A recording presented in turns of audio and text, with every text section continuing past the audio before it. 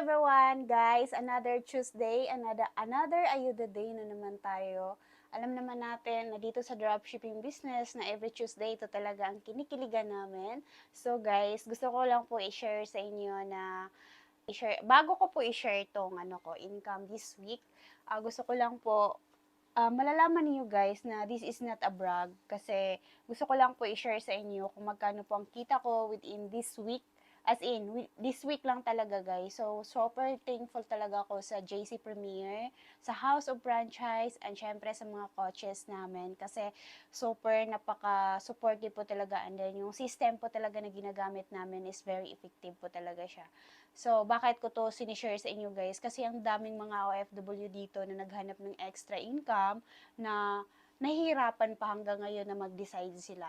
So, kung ikaw ay isang OFW, ito na guys, ito na talaga ang pagkakataon ninyo na magnegosyo kayo. Kasi ako, wala din akong alam sa dropshipping business noon, pero ngayon, ipapakita ko po sa inyo kung magkano po ang kita natin this week.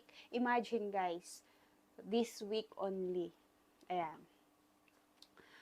Papakita ko lang sa inyo guys. So, ayan po ang JC portal natin. So, every Tuesday is meron kaming Ayuda Day. So, since Ruby account holder na po tayo, meron tayong 15 accounts. So, punta lang po tayo sa ating JC Wallet. So, ito po ang laging nagpapakilig sa amin, guys. Ang JC Wallet cash natin. Tingnan nyo kung magkano po ang kita natin this week.